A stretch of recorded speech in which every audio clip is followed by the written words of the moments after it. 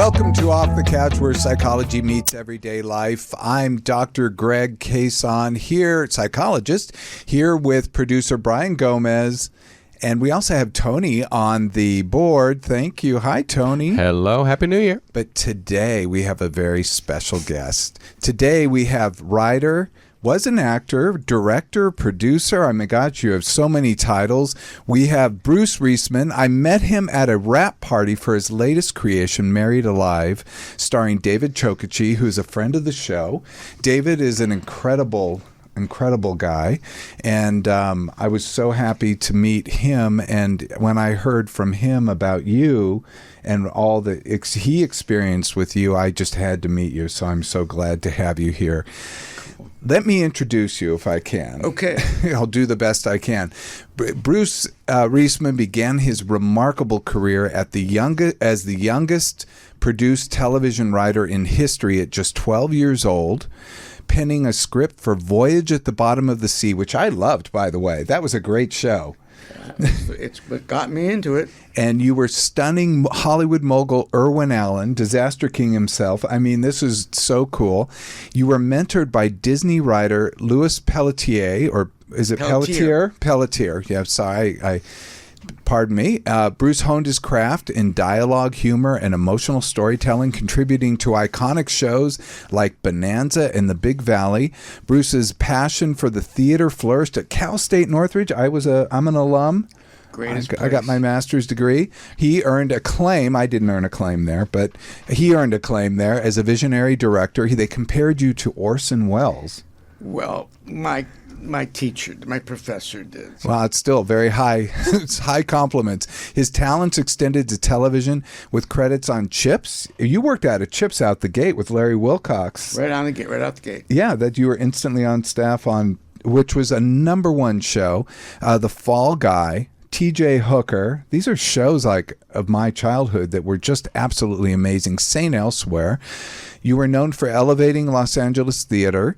Bruce became a respected playwright and director, crafting productions praised for their emotional depth and innovation. And we're going to talk about that because I think that's where you really excel, is bringing emotion to these kind of very masculine types of roles and things. Because when I'm watching the kinds of shows you used to did, I was so impressed with the emotional depth, but yet at the same time it was these kind of stereotypically masculine people who were producing that. It was interesting. I did, when the staff work sort of dried up, I was put under contract to Warner Brothers as a script doctor, mostly put on shows for women because I was able to write well for women. And I can't name the shows because of non-disclosure, non-circumvention, but some were very big. And I wrote for some very important actresses that respected me. They asked, who wrote this, to the boss, and they said, this guy, and they said, well, sign him up. And I'm able to write women very, very well. Wow. And I think it's because of my mom. I had a very close relationship with my mom. You grew up here? I grew up in several places. I was born in Chicago. Oh, born in Chicago. Moved out here when I was 8. Uh-huh. Then moved to New York when I was 22, went back and forth. Yes. And came back when I started doing contract work, and then always was in New York half the year. So I've been all over the place. Oh, yeah, no, that's incredible. We didn't even go into that. I mean, your life, you became an actor early on as well. Oof, not too good, though.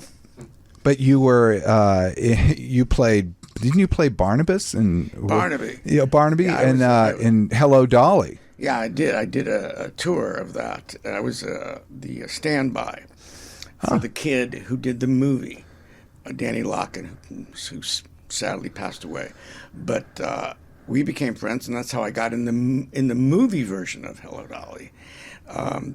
But yeah, I toured. I was with that for almost a year with a lot of crazy ladies like Mary Martin and Betty Grable, Eve Arden, Phyllis Diller. So, oh my God! Yeah, that's where I learned about women. They were all broads. Oh, like the greatest of them all. All of them. Eve Arden. Eve Arden was the best. I will say, this is my exact opinion. Eve Arden is the best. She's one of my all-time favorites. They were amazing people. And the way it would work is that one would come in for like 4 weeks, and then as soon as that fourth week was up, the other one would come in and rehearse with the company manager. But they'd always clash. So if Eve Arden came in and took over for Betty Grable, wow, they had history, and I could tell stories. Like not great history. There was some tension between the two? Well, there was some stuff, that Eve Arden, between Harry James, that was Betty Grable's husband, which I found out. I was just 17. Oh. And so they didn't like each other. And I actually wrote a script about them many years ago called The Summer I Saw Stars. Wow. Yeah, so I try to explain to Brian who these people are. So, Brian, did you see Grease? Oh, no, but I know the movie. She was the principal. Well, She was the principal in Grease. I mean, I feel like that Armis was... Brooks. Yeah, she was But amazing. I'm old, so you guys are all kids. Oh, I know Armis Brooks. I know Mothers-in-Law, and you know, and she was in The Women, which is to me is like this great film about George women. Cukor. Yeah, yeah. Mm-hmm. I knew him. Oh, wow. Yeah. He was very nice to me. He was a nice guy. Wow. These are incredible. So basically, I could maybe ask, who didn't you know?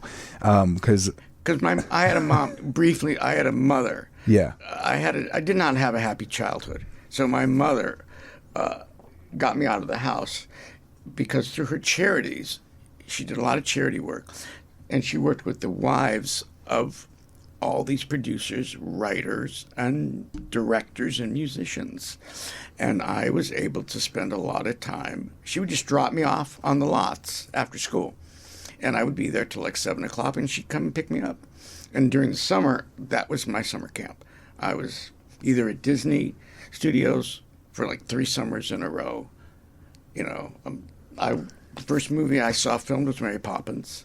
Wow. I was 13 when that happened. Wow. So I've had Barry, my publicist, thinks I have this incredibly interesting life, but that's all I knew. So to me, it's nothing.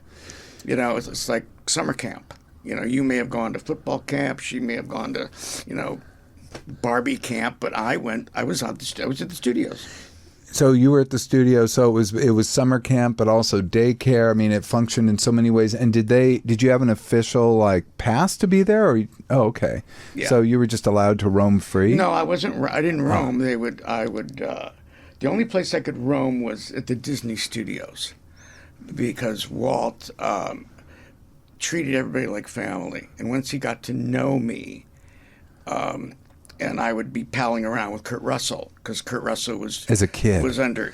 Yeah, we're the same age exactly. Yeah, and I feel like I'm boring, but no, go. But years later, fascinating. Kurt Russell did a TV series called The New Land, and it was in '72, I think, and I got cast in that, and we hadn't seen each other in 10 years, but we would take a helicopter from Warner Brothers right across the street out to Lake Sherwood with Bonnie Bedelia and all that. I mean, it was an amazing life, but I was a terrible actor, so I got out of that really quick.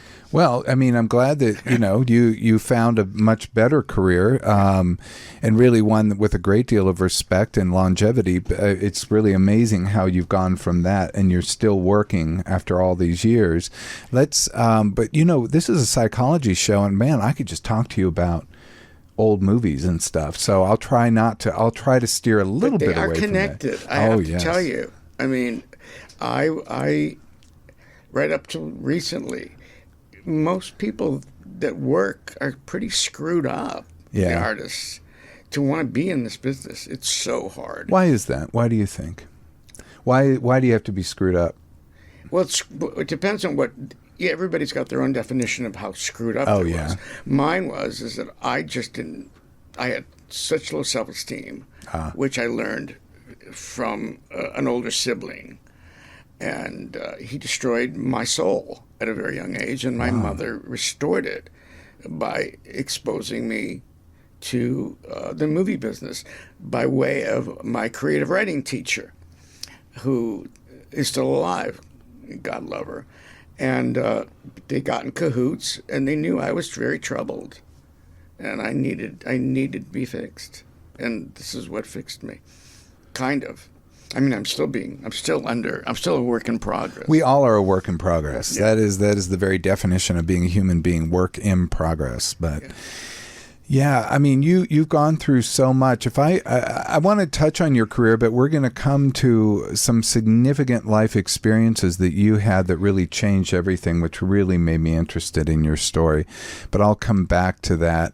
I do want to talk about some of I've watched some of your films and TV. There's no possible way a human being could watch all that you've written. Thank you. That's like, I hate to say it, you've done way too much, but it was very significant. But I watched a TV show that really stood out for me, and I wanted to talk with you about that.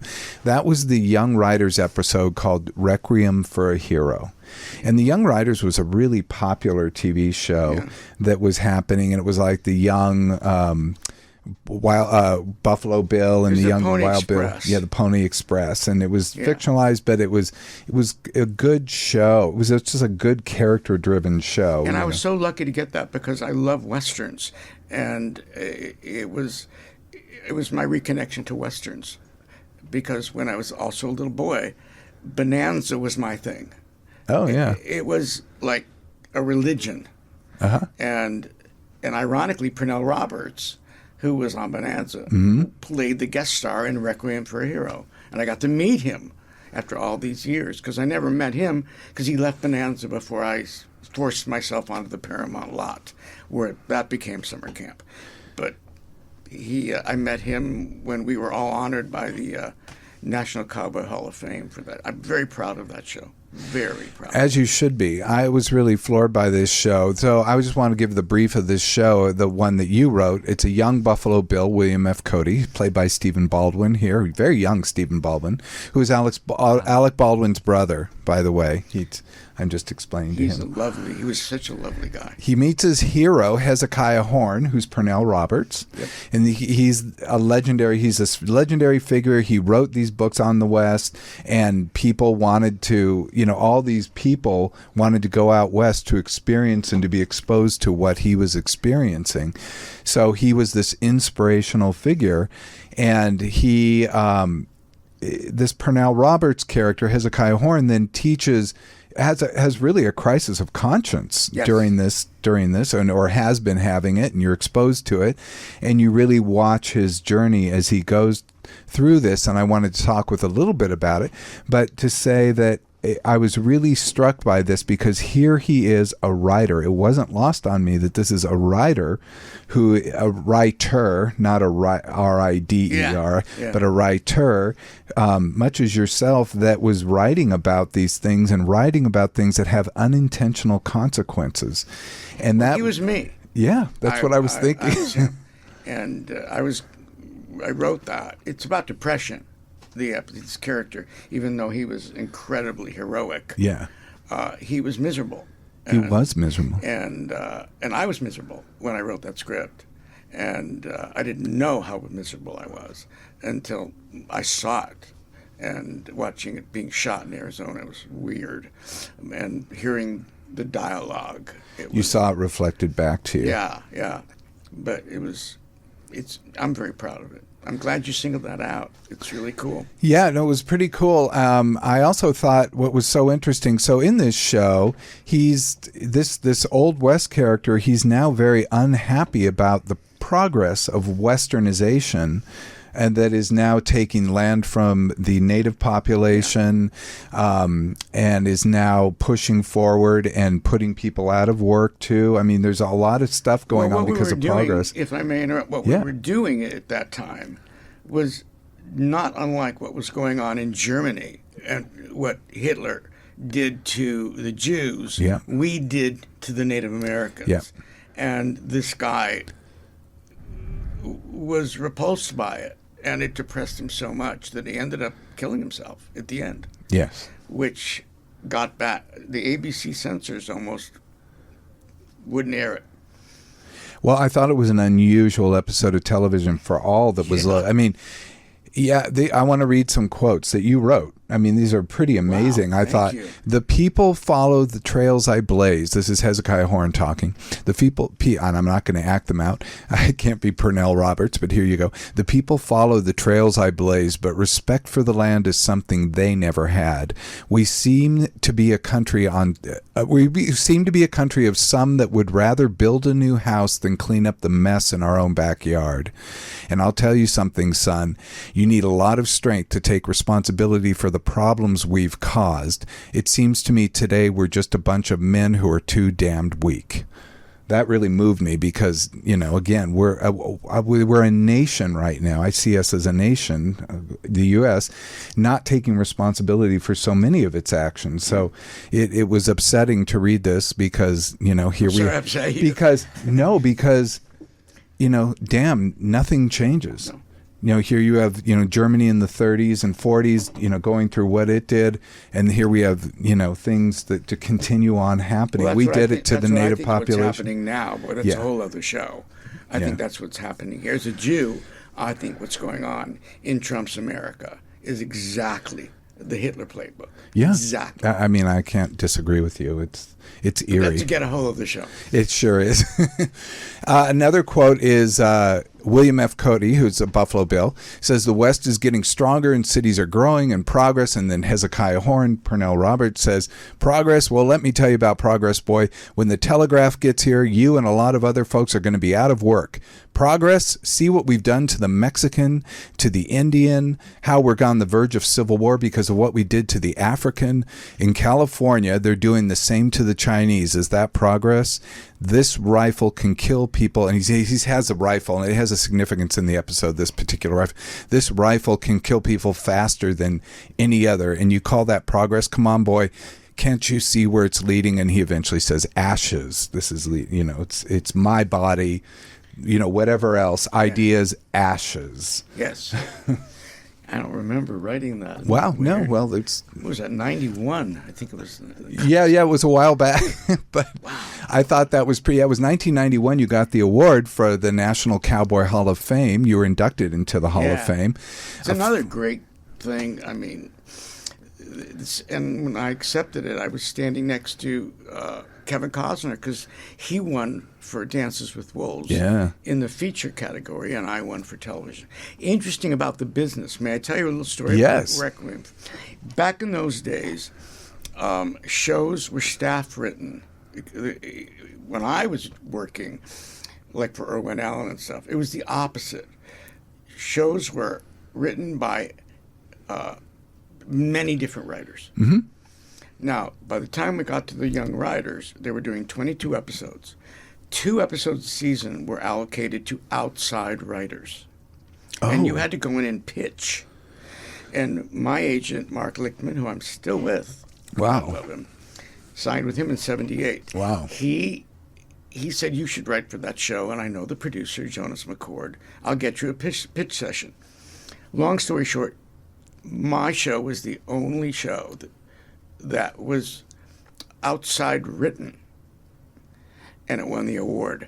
But this is how devious the business was. The other writers despised me because my show got honored.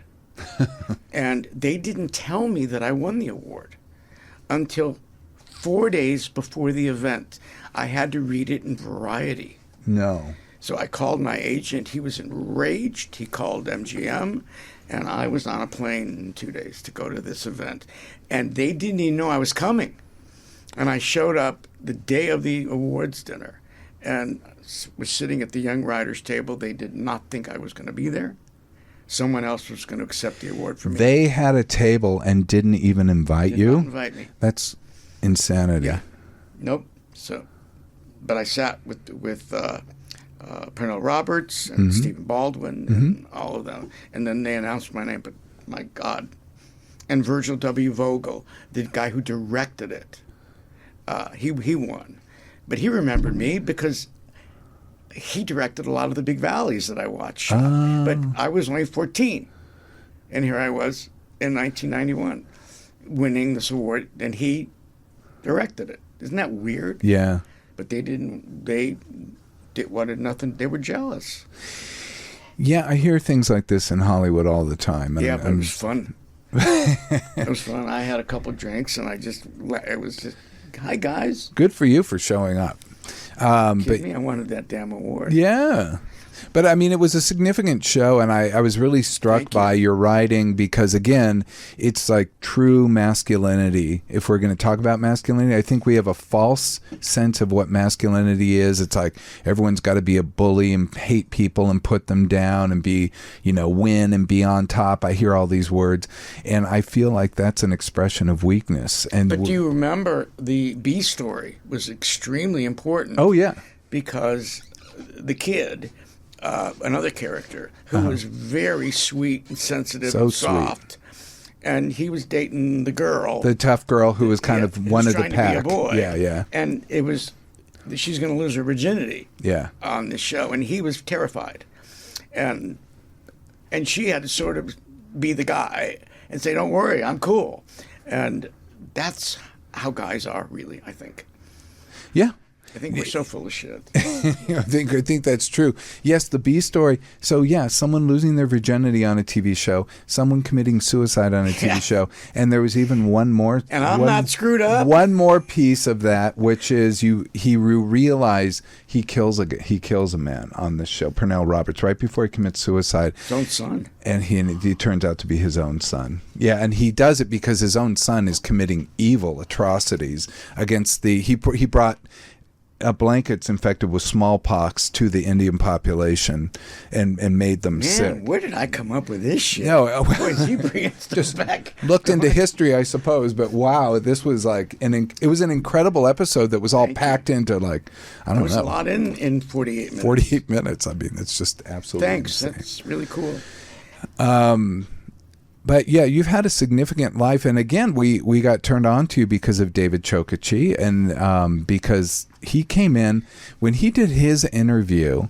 He's like, he goes, "I just got off this movie.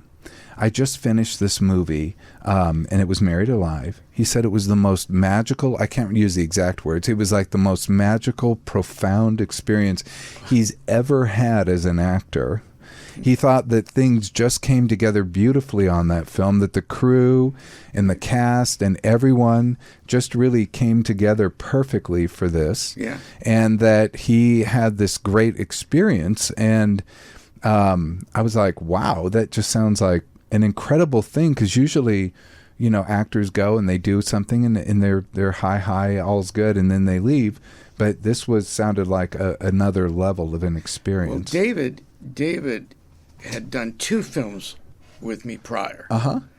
As Long as I'm Famous, yes, and Last Call in the Doghouse, which I saw both those too. And thanks. Yeah. But I wrote Married Alive for him, the original, and for another actor that was in Last Call in the Doghouse, because they had incredible chemistry, and we had started to shoot. Which I guess is a segue. We started to shoot Married Alive in October, at the end of October of 2022. And then this event happened in my life. So we had to wait. It was the end of it. We thought it would never happen because I wasn't supposed to survive. So you were in the middle of shooting Married Alive. We had shot one day. You'd shot one day, and then you had to go in for a minor medical procedure on November 4th. November 4th. I didn't have to. I mean, I'd had it. I had a little hiatal hernia that was giving me some problems with eating, and I was shooting a movie and I wanted to be more comfortable. And I was, do you want to talk about this now? Let's do it. And November 4th, 2022, so very recently, just in the last few years. Yeah. It feels like yesterday, but it also feels like a lifetime ago. Yeah. It's real weird. But you'd understand what that means. Yeah. And I was told it was going to be like a 2-hour procedure. Mm-hmm. And when I went in, I had asked a million times, are you sure? Because if I'm going to stay over, I have to find a place for my dog. Oh, no, you'll be home by 5 o'clock. And I woke up 3 weeks later in another hospital. And ironically, the first face I saw, no bullshit, was David Chokachi. Oh. because he had been called by my cousin who had my power of attorney. He was one of like 4 or 5 people outside the family to come say goodbye, because they were going to pull the plug and take me off the ventilator because I was not responding. And I woke up and, hello, everybody. I had no idea what had happened. So you just woke up and then... They told me what had happened. Okay, and you told what had happened, and tell me about what happened after What that. happened was when I went in for the original surgery, the surgeon, who turned out to be not even board certified to perform thoracic surgery. No. He oh my goodness. He shredded literally my esophagus. And while he was trying to repair it, he made it worse. And I was bleeding to death. And fortunately, my personal physician, a guy named Dr. Tim Stacy, who pretty much saved my life, and he's my best friend. He produced my first 2 movies. No, wow, Last Call Very at the cool. Doghouse and As Long as I'm Famous. Yeah. But the anesthesiologist knew that we were very tight, and Tim was not supposed to be working that day. He was off on Fridays, but she called him and said, "Your friend is dying. Get over here." And he came. I'm not a doctor, but he basically burst into the room with his scrubs and said, "Sew him up now." Wow. And he shipped me to another hospital immediately, Tarzana Hospital, where 2 surgeons just stopped the bleeding. That's what they did. But I was on the ventilator from November 4th for 3 weeks. Which I is have no idea what happened. extremely significant because that's a very long time to be on a ventilator. It's a tube down your throat that's basically pushing air into you, and it's very hard on the esophagus and the whole system. Well, I didn't have an esophagus. You didn't It's very have hard one on at the that lungs. time. Oh my goodness, yes. So Then I woke up and we were talking about Married Alive. So I began this incredibly long journey of recovery. 4 surgeries, 3 more times on a ventilator. But what kept me going was it sounds so corny, but my agent, Mark Lichtman, came to visit me at the ICU. And he said, "If you get through this, you've got to make Married Alive." that's incredible. And you got it. He says, "That's your best script." But in the process of recovery, I rewrote Married Alive between being unconscious and made it a much stronger script about psychologically. And that's why David was so excited, because it what started as a good action movie turned into an action movie that was about something. It was about physical pain. It was about twist of fate, how we take each day for granted. It's about a father and son a grown-up son. He's a single dad, and the son is going to get married, and they're going to go on one last father-son camping trip before the kid gets married. And a twist of fate happens. The Jeep goes over a cliff and pins the son in a riverbed that's rising. And David, Mack is his character, has to go on foot for help because there's no cell service out in the middle of nowhere. While his son, Tony, played by this wonderful actor, Alan Williamson, it's about what happened to me. Wow. It really is. It's all metaphors. You know, who helped me, who saved me, who was there, how time is of the essence.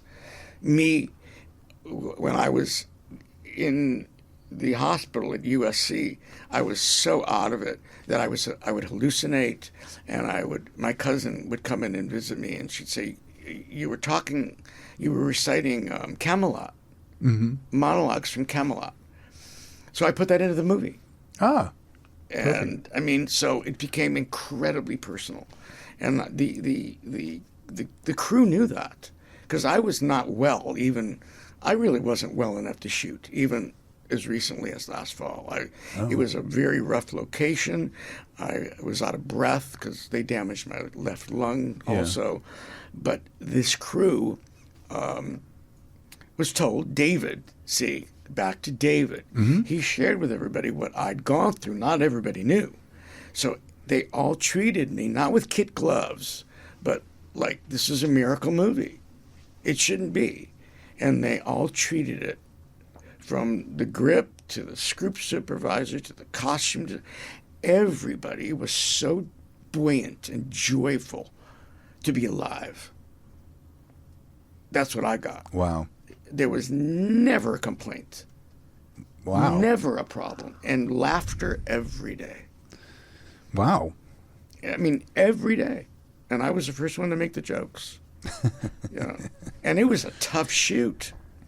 But David will tell you, but everybody will tell you. It really, if you like the young writers, Married Alive, I'm going to be watching the first cut next week. Oh, wow.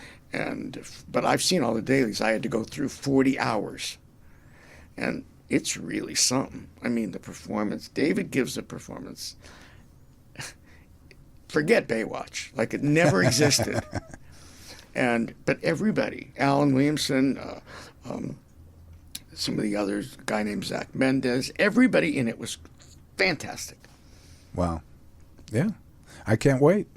I can't wait. So tell me, you mentioned USC Hospital. Is that where you got repaired? Is that Yes. where the repair happened? Dr. Scott Atay, my savior. and So his you team. had to go through several surgeries. It wasn't just like somebody just sewed you back up and all was no. good. I'll tell you them real quick. Yeah. I had the one where they slashed me, Mm-hmm. and then I had to heal to prepare for an esophageal transplant, in essence, which would be done at SC. But in the interim, because I didn't have an esophagus, they had to slit my throat and create like a colostomy bag on my throat. Mm-hmm. Because if you swallow and it goes in your lungs, you die. And I was attached to a feeding tube. So I was on this I couldn't swallow anything or I would die. So I was attached to this. And that's why my voice is the way it is. I'll be sounding like Robert F. Kennedy Jr. for quite a while. But in order to, it's called a spit fistula. Ah. And it's basically a colostomy bag for spit. Mm-hmm. And I had to be on that for 18 months, no food. So then I had to have, after I had my esophagus repaired, Mm-hmm. we had to wait to see if the esophagus was going to work so he could take me off the bag. And that was 2 surgeries. And that was in October of 2023. Wow. And it was rough. It was rough and lonely. So this is a full year later. You're going through yet again. You're still in the I have to go hospital. every 3 months to 6 months to have my trachea and my esophagus widened so that I can swallow. And I know when I start to eat, if I have a little trouble eating, then I just make the call and I have to go in and I have to be put under again, and they stick a thing down my throat and widen my esophagus, and I'll have to have that done for the rest of my life. But I'm here, I don't care. You are here. Tell us what that experience was like for you to go through that. Oh, it was terrible. Hmm. It was disbelief. Mm-hmm. Disbelief. Today, as I sit here, disbelief. Because what you have, I remember only the bad stuff. I remember the rehab. I was in a rehab, and I was surrounded by, it's not really rehab. It's a place to keep people alive. Mm-hmm. And I was surrounded by death. And I couldn't walk, so I was confined to a bed for 18 months. Wow. They'd get me up and put me in a chair. The loneliness was insane. Yeah. Because I didn't want anyone to visit me. Oh, you didn't? My cousins, just family. David never saw me. I wouldn't let him come. In the rehab facility. What? You in the rehab facility. In the wouldn't- rehab and at SC. Or I at the wouldn't- hospital. Even at home, I did not want people to come see me. Oh. I thought I looked like death. I lost I weigh 145 now, and I'm a slim guy. I was down to 109. Yeah, very thin. Because I wasn't eating. Yeah. And I really looked. I didn't want anyone to see me this way. Yeah. You know. Yeah. You know, I wanted them to remember, because I thought I was going to die. Yeah. You know, I wasn't sure, you know, because I kept dying. You know, I literally kept dying. Well, tell me about that process for you. So you kept dying, and what was your experience in that? Cliche. Yeah? It was cliche. It was because I was always spiritual, that I was always hooking up with my late mother and grandmother. Mm-hmm. Very close to my mom and my grandmother. And it was very consistent. You hear the stories about the white light and all that stuff. It's exactly what I went through. And what was your feeling as you were doing that? I wanted to go. You wanted to go. I was in so much pain. Oh, yeah. What kept me alive was my dog. Because my dog, I rescued Logan, and he wouldn't have made it. Without you. He wouldn't have made it. Luckily, my cinematographer, you'll hear names, Ryan Brown, this guy. Mm-hmm. I didn't know, you know, on the day it happened, Logan was alone at home on November 4th. Oh, yeah. And I found out when I woke up 3 weeks later Ryan was there. And one of the first questions, I go, what's going on with Logan? Ryan said, I've got him at my house. He kept him for almost 4 months. Wow. And took care of him for me. I mean, that's the good shit. That's the good stuff of what this happened. One of them. Many good things happened. But the actual physical, mental journey was, I wouldn't wish it on my worst enemy. No. The physical pain alone. Which you're still experiencing. Every day. I'm on pain management right now. Okay. Yeah. Yeah. And there's a good chance. It's depressing. Oh, no. Sorry. Well, I mean, this is just real life. This is just real life. Okay. So many people experience these kinds of major medical events and have surgeries and have, as a result of the surgery, chronic pain. Even though surgery is meant to correct, there's scar tissue left, nerve damage. That's what the problem is. The way scar tissue works. I have two things. Do you want to hear about pain? Let's do it. Okay. Let's hear pain. The way my pain is, it's twofold. Yeah. When they pulled the rib out, they exposed all these nerves. And the way they were explained to me, it's like centipedes. And they don't die. They're still in there moving around and kicking into tissue. So when they're dormant, like when I sleep, I don't feel pain. Or if I'm on the medication. When the medication stops, the pain is like a sword coming right into my back. Yeah. Like before we started this, I asked you, could I take one of my pain pills? Yeah. You know, just in case. And the other is that because of all the surgeries, I have all the scar tissue inside. And the way scar tissue works is it acts like a vice. It squeezes my innards. So but I don't care. I'm fine. I work out every day because that helps. I mean, to move, keep things moving, that really helps. So I'm actually visually, people say I look better now than I did before the surgery. Fantastic. You know, I'm going to be 74 this year, and people don't believe it. Wow, there you go. And I look at myself going, I do look better because I exercise so much. Good for you. And I wasn't eating shit for 18 months. My diet was just sustenance to keep me alive. Yeah. So all those poisons that I eat, and I ate a pretty good diet. So my skin rejuvenated. It's weird. So that was all positive stuff. Good. Yeah. Good. And I'm a better writer and I'm a better director. Yeah, that's the thing. You went through a psychological transformation because of this whole thing. Yeah. Completely. You were affected by a trauma. And one thing for the audience to know is that a trauma, we have significant times when we develop beliefs about the world. One is during our early years, till about age 8. We're developing our major beliefs about the world. But the other is when we have any kind of significant trauma experience. Yeah. And then that changes our view of the world because we now see the limits of our life and what we can create. Trauma does change you, and I'm a cancer survivor too. Ah. I mean, I had not to boast about my resume. You're talking about my resume as movies, but I had 2 bouts with cancer when I was 19 and then when I was 26, but those were not traumatic. It was weird because they fixed it, or I was so dumb, and I had a really bad case of melanoma that had moved into my lymph nodes when I was 26. Yeah, that's serious. But I went on the chemo and did all this stuff, but I was in the middle of directing a play. I was in college, and I went, okay, I'll be sick, I'll go throw up, and all right, now opening night's coming. I was young. It didn't affect me in any way traumatically. Well, that may speak to your own resilience and what reason you got through such a significant medical experience. You actually got through it when maybe somebody else wouldn't.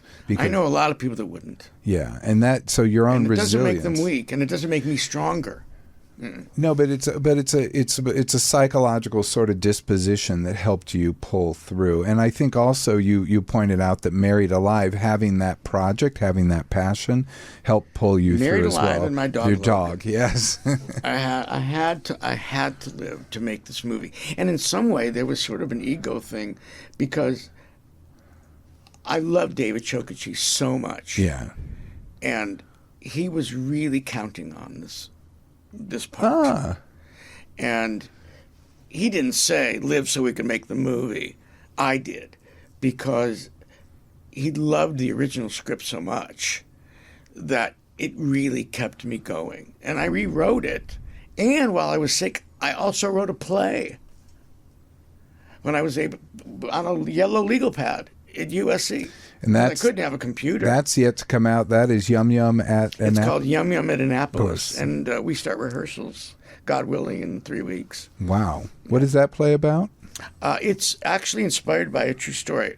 My hero that got me into writing was playwright Eugene O'Neill. Oh, well. Eugene O'Neill. You can't do better. And the first play I ever read as a kid, I think I was 10, was Long Day's Journey into Night. Oh, now, wow. what does a 10-year-old know about Long Day's Journey know. into Night? But I read it, and I fell in love with it. It spoke to me. And so this play, I became not a scholar, but I wanted to know everything about Eugene O'Neill.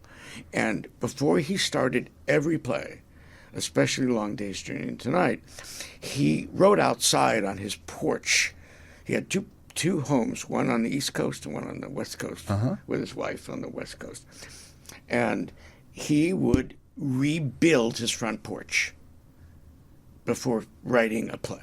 Interesting. And in my story, he's got consumption already, by the way. He's not a well man. And he's about to write A Long Day's Journey tonight, so he hires a handyman, a kid, who is a young merchant marine. And it's in 1939 as the world is about to go to war. And it's about this relationship. It covers 2 weeks from this friendship between this great playwright and this young actor wannabe, who's also a carpenter type He's guy? a carpenter. Yeah, He yeah. answers an ad to apply for the job. And the title, Yum Yum at Annapolis, people go, what is that? And real quickly, when Eugene O'Neill says, you're an actor, what have you done? Well, I played Yum Yum at Annapolis because it was an all-male academy, and they would put on plays. So they put on The Mikado, And he was but Yum he Yum. played Yum Yum. And that's how the title, I couldn't get away with that title if it was a movie, because you have to be very clear. I'd have to call it The Porch, The Porch. But that's what it's about. Well, that sounds really interesting. Yeah, I'm really proud of it. Yeah. It's very intense because I wrote it at the height of my weirdness when I was sick, because I was on a lot of pain medication, really heavyweight stuff, not like now. And now when you read it, do you change things because you're like, oh, I was, really on a lot of medication, No. or does it in Well, fact still hold up? When I first finished it, I wanted to hear it read aloud, like we all do. And I couldn't find L.A. actors to read it for me. And I was going to pay them. Oh, no, we don't want to do plays. So I found, through a friend in New York, a young actor who lives in England, okay, and an actor in New York, both working guys. The guy that was in England was doing Wicked on the West End. Oh, never right. met him. And this other guy was doing a TV series here. And I don't want to name their names because... Yeah, no problem. But they read it, and I made changes since then. It was just too long.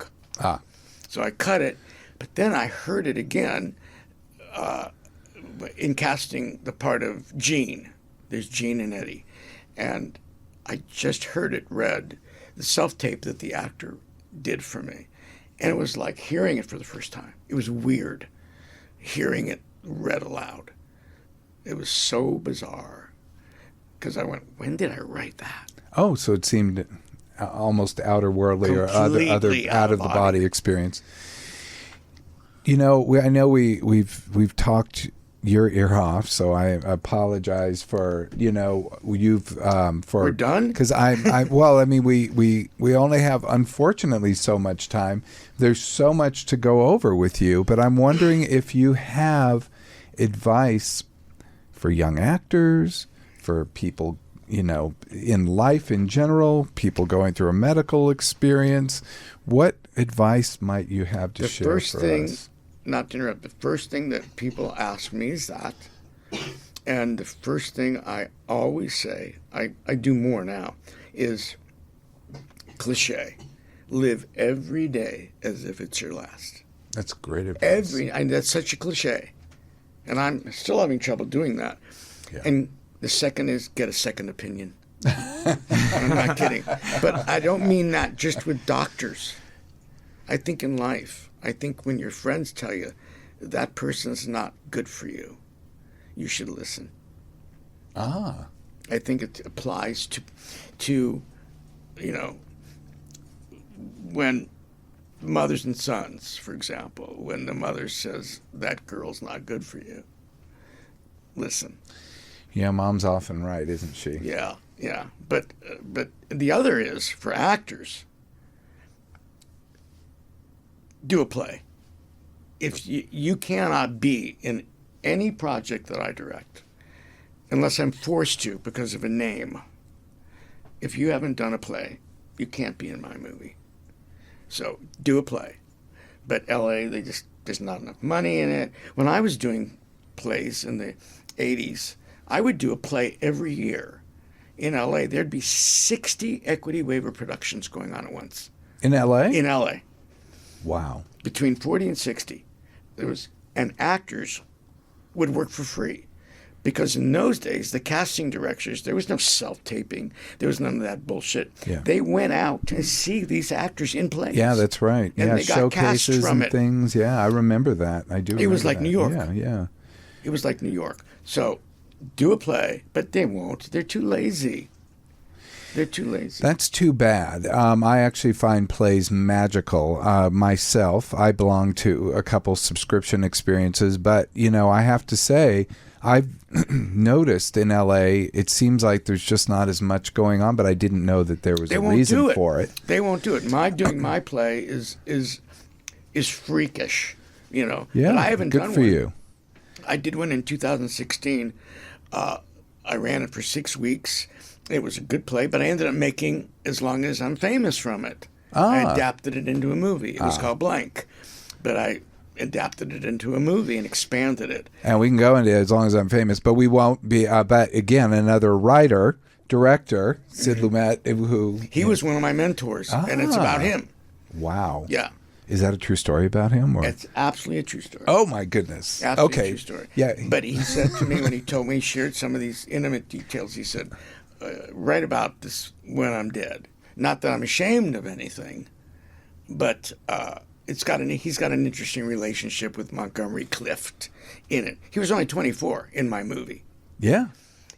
And the actor that I cast, a guy named Aaron Force, eerily looks. I looked Sidney Lumet. him up when he was young, Sidney Lumet. Yeah. and I could not believe how much your actor looked like Eerie. him. It was weird. Yeah, I Eerie. agree with that. And Aaron has been in every movie.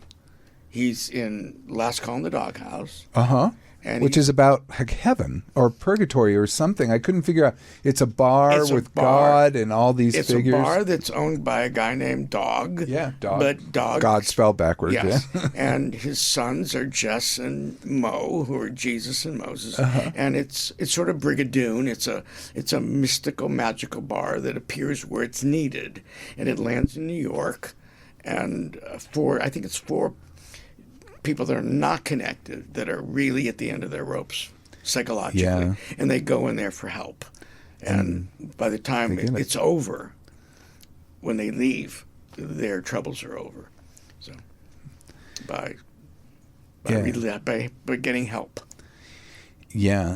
By what you do, because it's a team of interventionists. Yeah. That's really what happens. Did you watch? Yeah, I watched that so too. You know what it The is. same, yeah. I Yeah. mean, they go through transformations. Yeah. Anyway, I think there's so much we could talk about, but unfortunately, we need to end. I'm very sorry about that because I This was think fun. you have a great story to tell, and I'm really Well, I'm thrilled that you grateful to be decided to here. join us. So thank you. I'm grateful Bruce. to be here, but everybody it's hard, but it's true. Got to live every second and be fearless. Be That's fearless. another thing. Oh, that's great advice. That is great. I do things now and say things now that I would have never said and do. That is before. fantastic advice. So be fearless. Well, that wraps up the show for today. I thank you so much. Thank you for listening to my yak. Yeah, I liked it. And a reminder to people to subscribe, to give us 5 stars. Links. I put Bruce's the IMDBs, references to the movies we're talking about. Also, your book you wrote, a link to that, and a bunch of other things, including studies and talks about PTSD. If you want to read more on the YouTube page, go to youtube.com/Dr. Greg. This is Dr. Greg, Brian, and the incredible Bruce Reisman. Thank you. Bidding you farewell. Thank you. Until next time, be present, be flexible, and be kind.